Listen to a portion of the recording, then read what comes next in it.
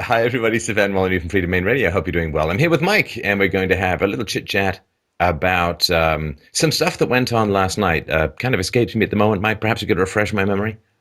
It's morning in America. Well, actually, it's the afternoon, but that famous line comes to mind. It's morning without the U. It would be Mourning had Hillary Clinton got in, but it's morning in America because Donald J. Trump, come January, 70 days from now, something like that, will be the new president of the United States. It was a long and emotional roller coaster of a night last night. And, after having the mainstream media, the Republican establishment, all the never Trumpers, the Democrats, the amount of people that are against Trump and against anyone that dared, tell facts about Trump and try and debunk all the lies that were floating around there, the mainstream media, of course. I was fairly confident that last night was going to go the way that it went. I heard polling information from friends that said, hey, this is looking really good, but at the same time, you never know. And I did think for a moment, they're just going to take it from him. They're going to voter fraud or this fractional voting, fractional reserve voting thing that Alex Jones had some people from Black Box Voting on talking about not too long ago. I'm like, they're not going to let him take it. They're not going to let it happen. But after an incredible emotional roller coaster, which saw the New York Times dial on election predictions practically flip around completely, Donald Trump won the presidency last night. And boy, they didn't want to call that. They didn't want to call Pennsylvania. They didn't want to call, I'm not even sure if they have called Michigan yet. There's Hillary Clinton didn't want to concede last night. She had John Podesta go up there and say, no, we're still counting the votes. We're still counting the votes. She's not going to come out and make a speech. And then around 4 p.m. or 4 a.m., Donald Trump gave out and gave his victory speech. And good God, it was a wonderful, wonderful night. Well, it was tough for them to call it. I mean, it was the end of a dream for most of the mainstream media to actually call it. And I've no doubt if it had been going the other way, it would have been called significantly earlier. Do you know that the Chinese media called it before the American media? that the Chinese communist totalitarian controlled monopoly media is more honest and flexible and open and empirical and reality based than the American media. My assumption was that they, of course, didn't want to call it because they wanted to give her plane time to make it to Qatari airspace. That's my particular thought. Someplace that'll give her asylum. Yeah, it was tough watching them not call it. Broward County, we're gonna find a Hillary supporter hiding in the woods in Broward County, and it's all gonna be fine. Of course, given what we know about voter fraud, and there was lots and lots and lots of reports of voter fraud and lots of hinky stuff going down in Pennsylvania specifically, and Philadelphia to be even more specific. So the idea that something was going to happen and they were going to try and steal it, or there'd be lawsuits and recounts and who knows what type of nonsense would go on with that. I mean, as soon as Podesta came out and she didn't concede, that's immediately what I'm thinking, and that's what everyone else is thinking. And it's like, oh, we won. Come on, can the fight be over? I mean, the fight's not over, folks, but this element, can we just concede? Can we just move on from here?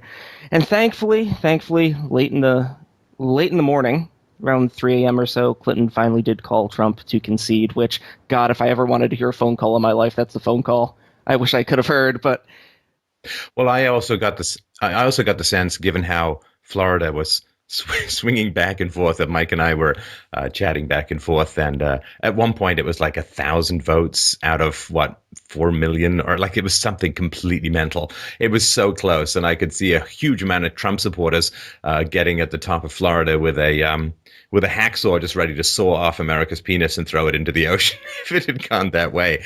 But the Panhandle came through. The Panhandle's a heavy Trump area in Florida, and they came through in the end without question. And there's only one thing that I found disappointing last night, and I just want to get this out of the way before we move on to the truly legitimate celebrations. Mike, I got to tell you, last night I began to really lose faith in the efficacy of satanic rituals and spirit cooking to gain power. I obviously have changed a lot of my future strategies for gaining control of media over the internet, and now the smoky devils who are constantly asking me for my soul in return for more media power, I put them on hold because, if you're going to sell your soul to the devil, at least you want to get the presidency in return or some major control. But boy, I think it was a little bit of a bait and switch with the old smoky demons of power. That's just wanted to get that past because formerly I have put a lot of stock in that stuff, but now I'm really going to have to reevaluate both what happened there and what's going to happen to me. So I just wanted to Well, the get that. polling models were wrong, and I guess whatever models they used to determine the amount of goats that needed to be sacrificed to Satan in order to give Hillary Clinton the presidency, those models were also skewed. But don't worry, folks, despite the fact that the polling models were completely and totally wrong, way to go, Bill Mitchell, for pointing that out along the way, being the most prolific voice and pointing that out. Despite the fact that all the polling models are wrong, all these other economic forecasts and all these other climate models, all that stuff is still 100% correct, folks. So let's just not get that confused at all. All this modeling, completely 100% accurate. We just, there's just one slight error tonight. Well, on the plus side as well, a lot of the Hillary campaign team, who seem to be very much into eating pain, will have a lot of pain to eat. It's going to be basically a beggar's banquet of pain. So Smorgasbord. that's right. That's right. Subpoenas. Jail sentences. Were there any Exile to surprises for foreign you, lands. Mike, in the demographics of what turned out? There certainly were some for me, and I'll sort of get into mine. But was there anything that you saw being broken down in the pro-Trump vote that gave you some delicious electric spider webs of surprise? I haven't had too much of a chance to really pour through the demographics stuff yet, but at one point I heard that Trump was winning 25% of Hispanics. I've heard, yeah, blacks and Hispanics and women, particularly in Florida, came out strongly for Trump, and for that, I'm going to just express some positive sentiments and gratitude. I know we hit that stuff pretty hard in our presentations. Maybe we helped for people to listen, but. I think in particular, young men, of course, came out hard for Trump, which is odd because it's like they don't have any loyalty to their future positions as nuclear shadows in Hillary's global domination schemes. I guess they just lacked loyalty to her. They lacked the willingness for self-sacrifice, but they did Who seem wouldn't to want to turn to just Trump. march into war with Russia? I mean, come on. Who wouldn't want to just charge into war with Russia? I don't know what's wrong with these young men. Clearly, they just don't have their priorities straight. Yeah, Europeans fighting each other has worked out really well so far. So let's just keep that up because First World War and Second World War were just fantastic for Western civilization. I'm sure one more would be getting us over the hump. Oh man, I don't even know what to say about last night. I mean, just straight away, there are some people that deserve to be thanked. I just want to say, obviously, thank you to Donald J. Trump for putting yourself on the line, putting your business on hold, to do probably one of the most heroic things that's ever been done, certainly in the political arena in recent times.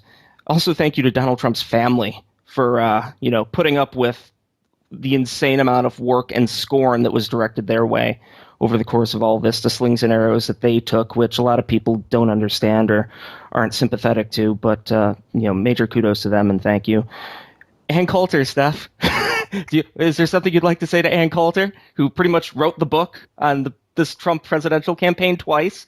Oh, blonde goddess of essential republicanism. I have been a huge fan of hers, and it was a great thrill to have her on the show. I'm sure we can get her back on at some point, but she was prescient. She had, like myself, not really paid much attention to the demographics and the immigration issue. It wasn't until I saw the demographic winter videos on that were taking that were going over what was happening in Europe that I began to really wake up to that stuff a couple of years ago. But she was tireless and a real workhorse, and she did countless television and radio and podcast interviews, constantly making these politically incorrect but essential points. And she was indefatigable. And talk about somebody who had a great venue, a great presentation. She's always been a very entertaining and witty writer and public speaker and interview guest. And she was magnificent. And Adios America has changed the shape of American history. I mean, there's very few books that you can point to and say, I think that book actually shifted American history, but that one's on the list.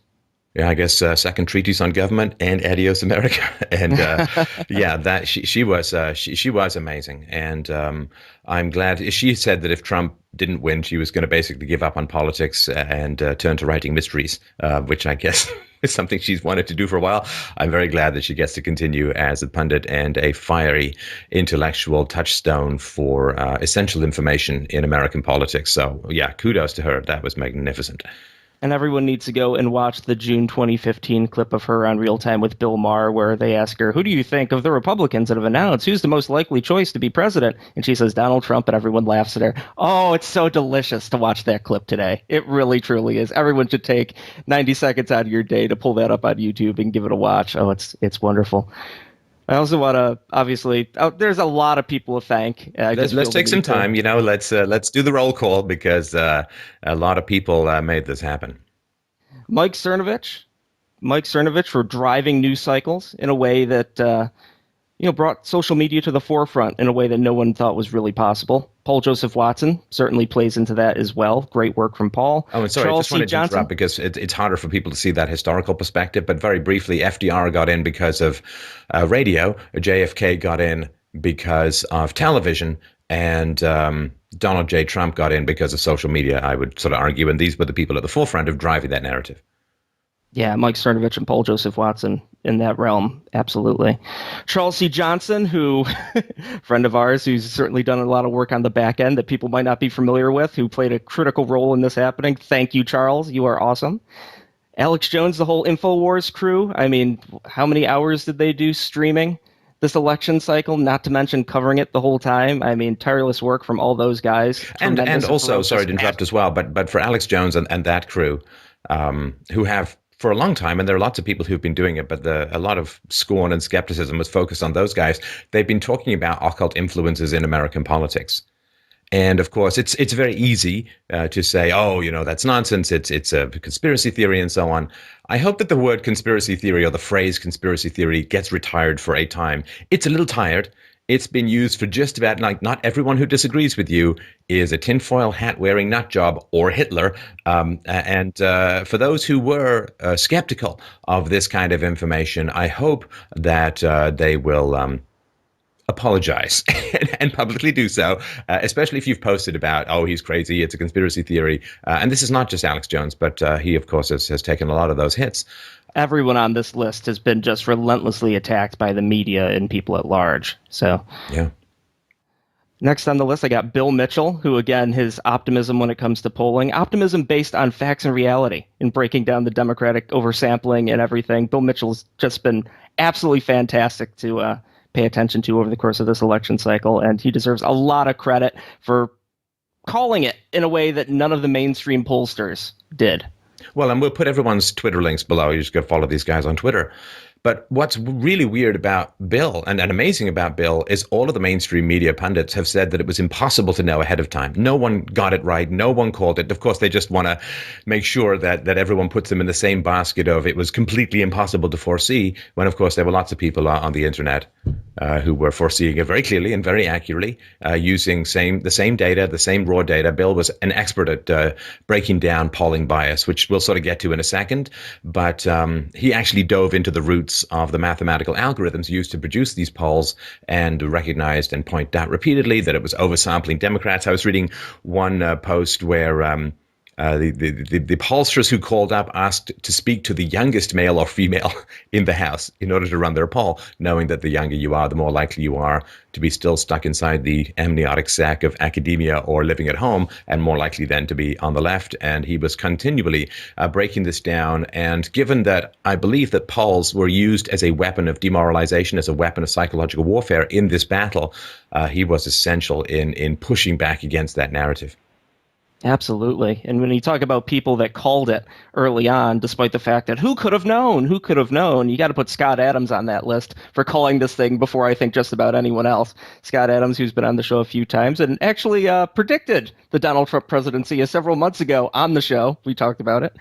And yeah, Scott Adams has been fantastic to watch throughout this entire election cycle, just looking at the maneuverings and persuasion element of running for political office and the effect that it had on mainstream society and culture. And what was his one-letter tweets list? I didn't know what he was doing till you pointed it out.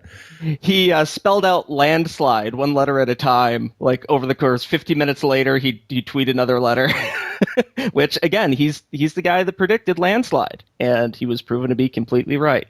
So yeah, great work from Scott Adams in pointing all this stuff out. And next on the list, I have Jason Richwine and the entire crew from the Center for Immigration Studies. Mm. I mean, just tireless effort in getting actual facts about immigration and immigrants and welfare numbers and just tireless effort to get real facts and data out to people. And we try and put a spotlight on the people that are doing that kind of work. And a lot of the stuff that you've seen in our presentations with outright data regarding immigration, a lot of that is from the work from the Center for Immigration Studies. So kudos to everyone on that team, and I'm sure they're throwing a bit of a party this morning. Yes, and of course, as we know, Jason Richwine took more than his share of bullets for the cause of truth. There is, of course, the modern sort of persecution of facts, which goes all the way back to Galileo and Socrates, the way back. There are, the history is littered with people who've taken a lot of bullets for bringing inconvenient facts to the public, and Jason Richwine was certainly one of those. So follow him, follow his blog. We'll put links to all this below. Keep up on his writing. Support him as best you can, because those of our friends who have really taken some bullets for this do deserve love, respect, and support coming out of it. It's important, when you're sort of circled by enemies. It's really, really important to look around and see who's coming in the room rather than who's heading out. Slinkily, so do that if you can. Absolutely. Next on this list, I have Mr. Roger Stone, who, going back decades, was crucial to trying to prompt Donald Trump to run for president. And decades of hard work paid off last night with Donald Trump becoming the presidential elect. So thank you, Roger Stone, for your tireless work and effort and prompting towards Donald Trump and trying to make this happen. And check out his books. Probably wouldn't. Yeah, it's Stone Zone, I think, is his website, and check out his books. He's got great books on the Clintons' war against women. He's got great books on the assassination of President Kennedy that certainly dislodged me from some of my torpid certitude about what actually happened. And the books are also available on audible.com in great audiobook format, so check out his stuff as well. Got to say Vox Day for writing the book Conservative and Cuckservative and Social Justice Warriors Always Lie. Both those books are essential in the fight against the political correct culture. And those two books, I think, contributed a lot to the type of meme culture that we've seen as of late, which has been very helpful in promoting Donald Trump and pushing back against the entire social justice narrative. So major kudos to Vox Day and the great work that he's done. And one of our, I think one of the good tweets last night from me was the left won historically by seizing the means of production. The right has won by seizing the production of memes. And meme warfare is really, really important in what is going on. Stimulates thoughts, goes against the counter narrative. It snaps people out of their hypnosis that the mainstream media is constantly trying to lull people into. So good job, everyone who worked on that as well. Well, since we're talking about memes, I guess next on the list is the Donald on Reddit. The centipedes. I mean, what an amazing community. I mean, I certainly check that at least once a day to get the latest news and stories, and there's tons of great information on there that probably would have slipped through the cracks if it wasn't for that tireless group of individuals, hundreds of thousands of people working to put stuff together. Absolutely great work, guys. Congratulations, and I'm sure the job is far from over. And I hope that community continues to thrive, even though Donald Trump has already been elected president. And I think we also want to talk about the hardworking people in 4chan and other internet areas, which the people who really, really worked hard to dig into the Podesta emails, who worked to dig into the WikiLeaks revelations, who pieced together a lot of disparate information. That to me is the real journalism. It's not even citizen journalism. That is the real journalism that is going on at the moment. And they do the work. And then people like Mike and Vox Day and Bill and others float the work that they've done up to more mainstream or wider audiences. And it is an incredible team to be part of. And those guys, I mean, the amount of work that they did going through all of this stuff, doing the searches, saving, they'd find some connection and then people would start scrubbing it as soon as it came to light and they'd save all the archive stuff. I mean, it is a lot of work. It's unpaid. It's anonymous a lot of times, but it is really, really noticed when we can get that information. I mean, the spirit cooking and stuff. I mean, they floated out to the Hispanic community, of course, significantly Latino and Hispanic, significantly Catholic. They don't really go down for that devil worshipping stuff too much. And that may have been a significant movement in the politics of last night. And if people hadn't done the kind of work to put that together, that information wouldn't have gone out, and it might have gone a completely different way. So again, it's anonymous, it's thankless, but thank you for everyone who did that kind of work. It's essential. Oh, there's so many people that will not receive individual credit for the contributions that they've made. That that maybe they found something interesting in a WikiLeaks email, maybe they found some other piece of information and tied it together, maybe they just created a unique meme that spread an idea around. I mean, there's tons of individual heroes out there that helped get important information out to people that truly deserve acknowledgement. And thank you to everyone at the Donald, 4chan, and across the entire internet for all the contributions that you guys made in getting the word out. The real victory comes when you can get your enemy to attack a cartoon frog. I really feel that one of your most suggestions for a tweet, Mike, was Kermit the Frog in an ex-alive position because he had been mistaken for Pepe.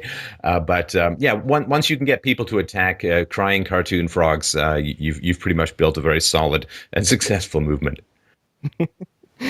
Next on the list is someone I don't know personally, but whose work was very important this election cycle, and thankless work for I can't even imagine how long they were putting this together. That's James O'Keefe and the entire team at Project Veritas. I mean, that amount of embedded undercover research and the legwork and time and dedication that goes into making that stuff a reality just to get 60 seconds of really enlightening footage.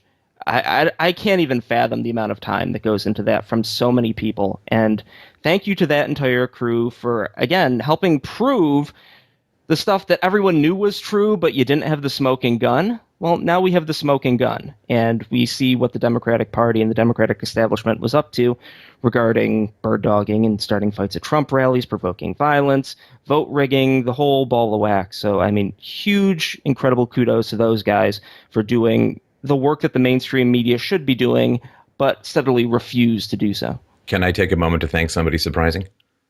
Sure. I'd also like to thank enormously the mainstream media.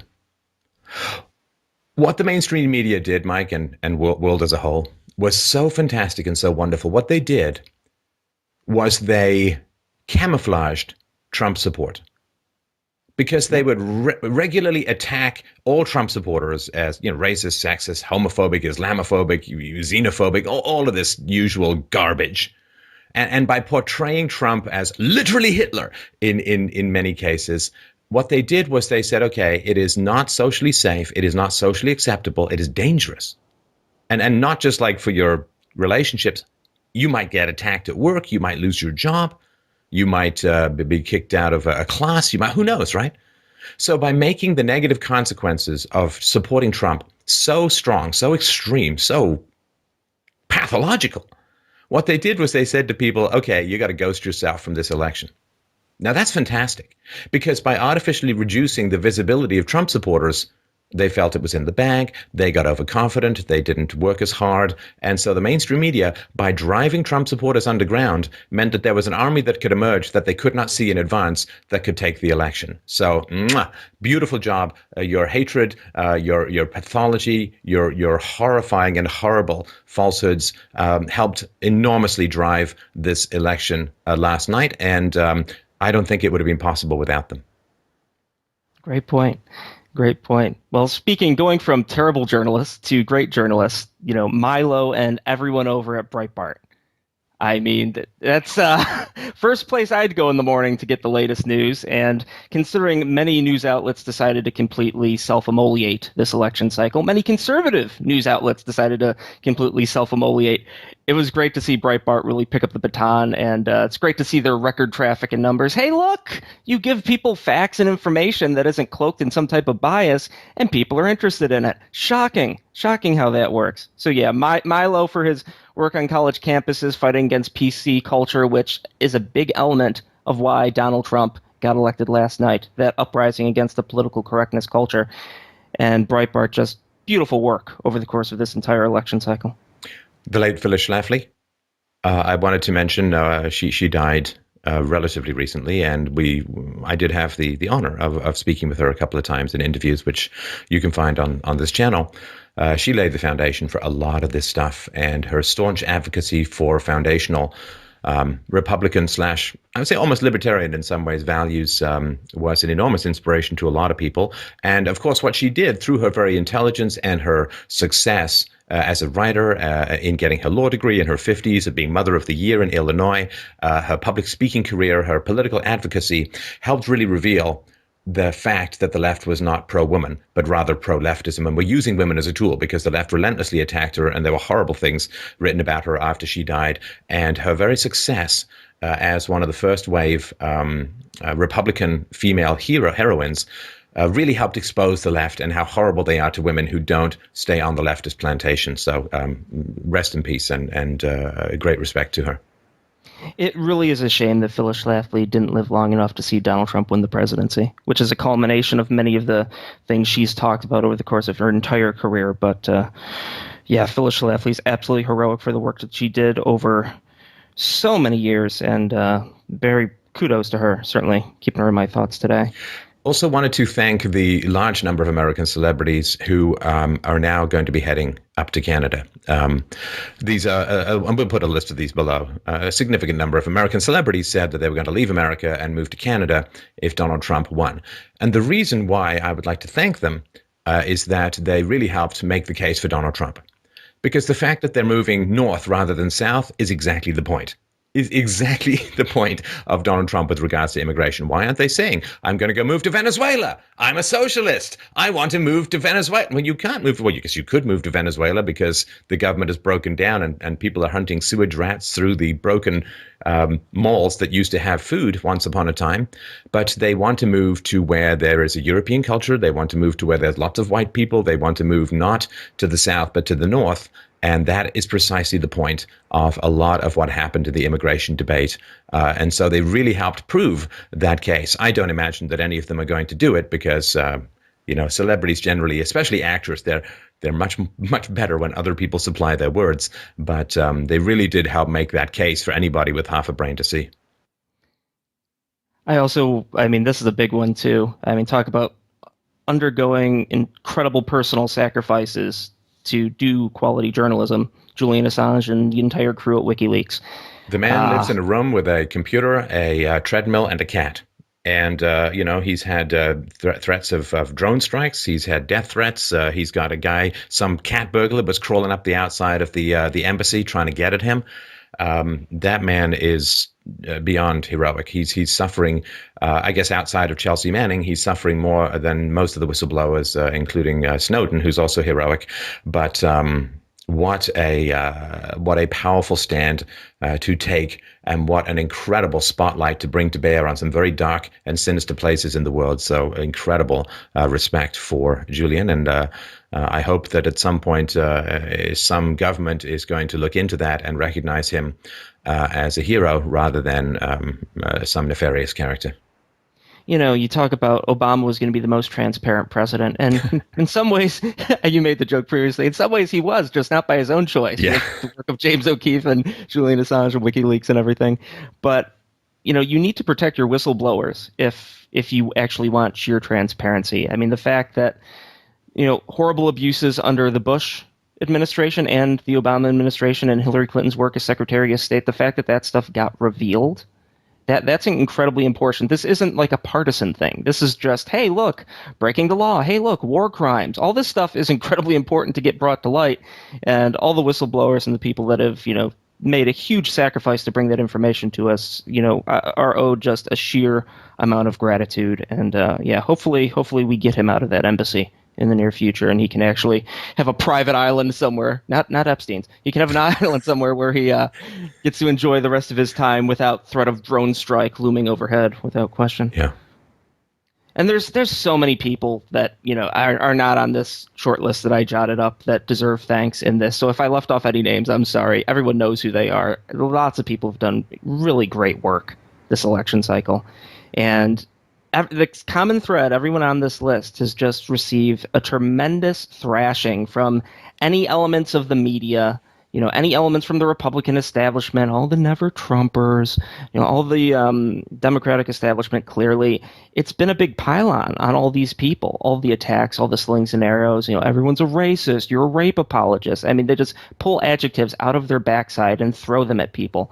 And, the abuse that is the abuse you have to take to do good work in the world currently, I hope that's going to change, certainly under a Donald Trump presidency. But it has been significant for all of these people. And again, thanks to everyone who, put themselves on the line to do the heroic work that needed to be done to get the truth out there. And I think we can be really proud of this, folks. I think we can be really proud of this. This was the biggest uphill battle in American electorate history. And, and it happened. And we did it peacefully. We did it with courage. We did it with wit, entertainment value. And just to touch on, for a lot of the people who don't know Mike that well, I would argue that most of the great research that came out of that people found the most valuable in the untruths about Donald Trump came directly from Mike. Mike scoured the internet. Mike read countless books. Mike assembled the information. And I know from reading at the Donald on Reddit and so on that a lot of people have found the untruth about Donald Trump in particular, and then the waves of sequels to it, to be enormously valuable, if not critical, in awakening them from the dogmatic slumber of the mainstream media hypnosis. And that kudos all goes to Mike for gathering together and assembling that information, as well as the work on Marco Rubio and Ted Cruz and a lot of the other information-based presentations that people have found so immensely valuable. That comes directly out of Mike. And Mike also gave fantastic speeches, very passionate speeches in the show about why he wanted to vote for Donald Trump. So I just wanted to point out to those who don't know all of that history, that Mike is very integral to that information getting out into the mainstream, and all praise to heroic Mike as well. Well, thank you, Steph. And of course, thank you for being an incredible person to work with, and for your courage and dedication and ability to launch into excellent oratory at the drop of a hat. Sometimes 5 shows a day. For your willingness to, this has been a lot of work, especially over the course of the last couple months. I mean, there's been a lot of nights with limited sleep. There's been a lot of nights where just, lied awake, unable to sleep because there's so much going on. And it's just like trying to piece stuff together in your head so you can do a show on it in the morning or the following day. So it's been a lot of work, folks. It's been a lot of work. And thank you to everyone who's made this work possible on this show by making your donations. I mean, we wouldn't be able to dedicate all the time that we had to this if, I had like another jobby job or something like that. We're both able to work on this full time because of the support that you give, and look at what we've been able to accomplish. I am so excited for the future and where we're going as a society right now. I am so I'm just enthralled with the possibilities. I mean, my mind, I haven't even had a chance to sit down and really think of like, okay, Trump won, so then this domino falls, and this domino falls, and we wind up here. I mean, just thinking, oh yeah, we're not going to war with Russia now. Yay! Yay! I'm not going to get drafted because I'm a fighting military age. Yay! That's great. That's wonderful. There's so many dominoes. I mean, the mainstream media is like, it might not be dead, but it's bleeding out on the concrete, folks. There couldn't be a bigger example and illustration of just how full of nonsense these people are. Their biases, their prejudice, their bigotry, everyone's Hitler, blah, blah, blah. The mainstream media has been taken down. Donald Trump has rooted out all of these cowards, cucks, intellectual weaklings. Donald Trump's Hitler. Donald Trump's Hitler. Oh, shut up. I understand it. You work for a think tank and you like the big checks coming from big business that really, really, really enjoys cheap labor flowing into the country. I get it. Shut up. Everyone now knows that you are intellectual cowards. You don't know how to think. All the people that have gone out and trashed Donald Trump or turned on him, like, oh, look, someone falsely accuses him of doing some sexual impropriety thing. And then it comes out it's complete nonsense. All the people that turned on, Trump at that point, you've revealed yourselves to be incredibly loyal cowards. And, not just politically what can happen in this country moving forward, but just the benefit that Donald Trump has given everyone in just laying bare and revealing the true intentions and motivations of so many people and separating the wheat from the chaff in regards to, oh, I talk a good game, conservatism, I like principles, this or that. and then just, oh, hey, look, here's someone that's saying everything that you've wanted. Now you hate them for some reason. Gee, I wonder why. It's just been wonderful to have the RK divide. Those that don't know what I'm talking about, look at our Gene Moore's presentations for more on RK selection theory. All the R selected people that have come out complaining and whining about Donald Trump, and all the K selected people that looked at him and said, why are they acting so strangely? This has really separated this has really separated the heroes from the cowards, and the media, and even the alternative media, is going to look very different moving forward. And thanks to Donald Trump and everyone that has done the work to make that a reality. And the last thing I wanted to mention, just in terms of thanks, Mike, was our audience as a whole, because of course I had argued for many years against the efficacy of political action because everybody was bought and paid for by the time they got to run for office. And let's just say that the last year and a half or so has been a bit of a departure for this channel as a whole. And, some people understood why it was important. Some people got it, and some people didn't, even though I sort of repeatedly explained that if Hillary Clinton got in, there would be no show. I mean, our friends would all be attacked and suppressed. There'd be, I'm sure hate speech laws would have come into effect, and we would have all been done. I would have had to, I don't know, go do something else for a living. Maybe a second calling as a singer would materialize somehow. But so people who understood it, they came along and gave me the benefit of the doubt when I began to act in ways that I had formerly argued against for good reasons, and I think I explained those reasons many times. And I appreciate people giving me the space and the credibility and the respect to listen to my arguments.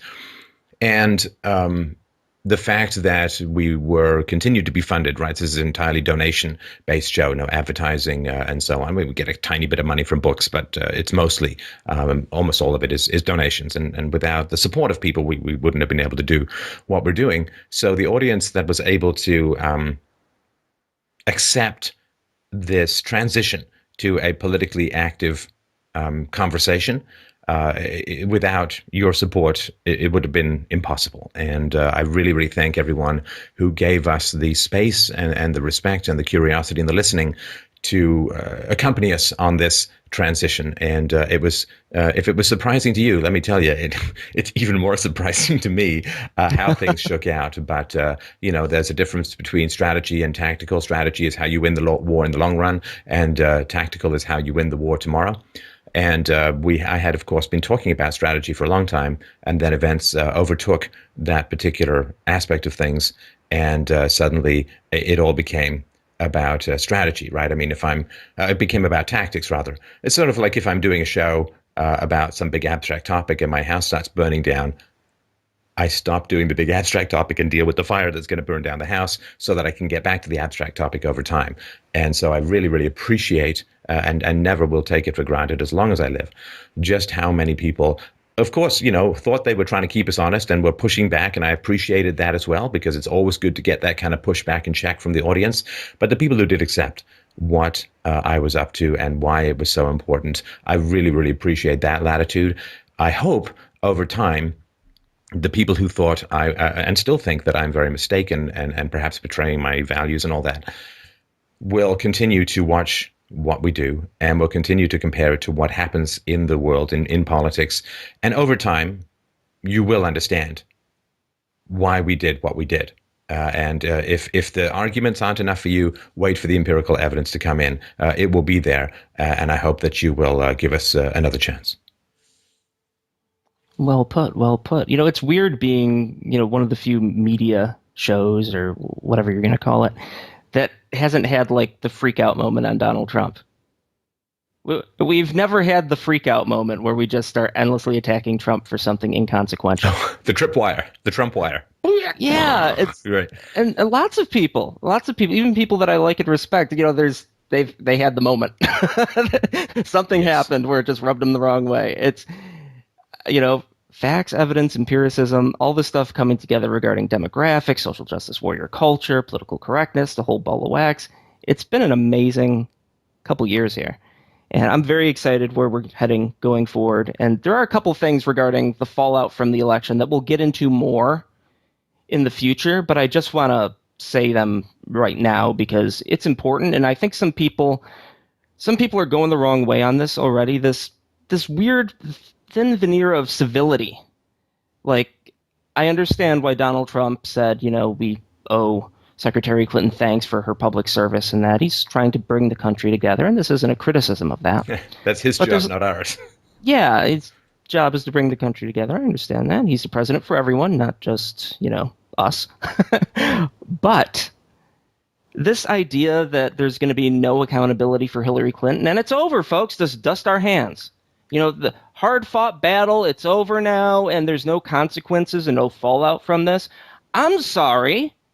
This was not a friendly competition between, two people that are truthful, honest, dedicated, and want to work hard Yeah, to, you shake hands produce after the a best sports product. game because there's no Yeah. moral content to a sports game. It's a skill testing battle. It's not a battle of ethical divides. And you don't shake hands with the sports team that cheats, and you don't shake hands with the sports team that is corrupt. I mean, there is going to be a great temptation, and now the country is divided and needs to heal. And it's like, no, no, no, no. Do not fall back into the relativistic soup. That's what got us here in the first place. Yep. Oh, there's so many people. I mean, Hillary Clinton needs to be held accountable for her crimes. Hillary Clinton needs to be held accountable for her crimes. If you have any questions as to those crimes, go listen to the interviews with Charles Ortel. God knows what else they'll uncover through a fair investigation with the FBI. And I've heard and read some stuff that maybe it is possible for Barack Obama to offer a blanket pardon to Hillary. There's some legal murk when it comes to that. Maybe something like that is going to happen. Even prior to being charged, right? Even prior to being charged, which the idea that you could blanket pardon someone for crimes that people aren't even aware of yet is bewildering to me. But he can't that do being it. He said, can't do it for state crimes. He can't do it for civil actions, and he can't do it for international crimes. We know without certain there will be civil lawsuits against Hillary Clinton regarding to the Clinton Foundation. That's coming. Charles Ortel has talked about that pretty extensively. There's lots and lots of people that have very plausible civil actions against Hillary Clinton for what she did. And those are ongoing. We've had a couple people on the show talking about those such civil actions. But there needs to be accountability. This can't just be, okay, oh, she's an old grandmother and now she's going away and we won't hear from her again. No, this is a battle between good and evil, folks. And just the same as all the people that, went to war in Iraq and in other places without, having it voted on, without actually declaring war, there should be accountability for all of that.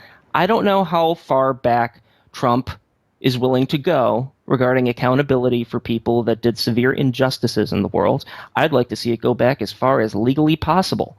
But there needs to be accountability for this, not just limited to Hillary Clinton, not just limited to the political element, but the mainstream media and all the people that have done such terrible things, lies, slanders, attacks. Everyone now that was on the quote-unquote losing side of this is now going to be like, we need to come together and understand. We need to understand why we weren't able to predict this. Well, I'm sorry, yesterday you were calling me Hitler. Okay? I'm not feeling very understanding, and that's not because I'm holding a grudge. That's because I recognize your behavior as evil. What many people did with the Saul Alinsky tactics and mudslinging and slander, and you're a racist, a bigot, a homophobe, false sexual assault allegations, the whole ball of wax. False rape allegations. Yes. False rape allegations. For God's sakes, false rape allegations is so far over the line of what should ever be acceptable in any kind of public debate. I think there need to be repercussions for that, too. You wrote an article about that clear, obvious nonsense rape case against Donald Trump. You wrote an article about that. You're evil. You participated in evil actions by writing that, by giving that any kind of oxygen. Something that with, two brain cells rattle around in your head, you'd be able to tell was complete nonsense. And you write about it as if it's true and try and slander a man. You people should be ashamed of yourself in the idea that tonight, now that they've lost, that it's just, oh, let's come together. No. It's not let's come together. These people should not have careers in media. These people should have this stuff trailing behind them for the rest of their time. When this person applies for a job, it should be, oh, you're the person that called Trump Hitler on this and that day. This this stuff is important and it can't be wished away. Maybe if there's giant, come to Jesus apologies and acceptance and It's some too real late. attempt. I No, know, I it's know, I too know. I'm late. just No, don't be tempted. I'm sorry. The only time that could have worked, in my opinion, Mike, and could certainly make your case, but the only time that would have worked is prior to last night. Afterwards, mm-mm, mm-mm. If you worked against, and look, you can be against Trump honorably. yeah. This is not, and sorry to interrupt, Mike. I'll just be, you can be No, this is a good completely point. against Trump. It doesn't make you an enemy. As long as you were, here's the policies, here's my disagreements, here's the facts, here are the arguments. Great, honorable fight, no problem. No problem at all. We're still brothers in reason and evidence, even if I think you're completely wrong. No problem with that.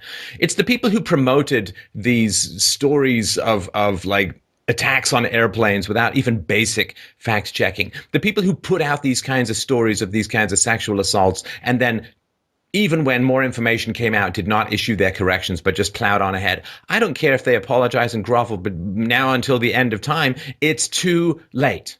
It's too late. You did it already. The internet remembers forever. You will never escape this history. And all the people who predicted stuff based upon bad polls, bad information, without checking that information, yes, every time you're going to pop up your head and make another prediction, I hope everyone swarms you with the crap that you spewed out before, and your legitimacy is undermined.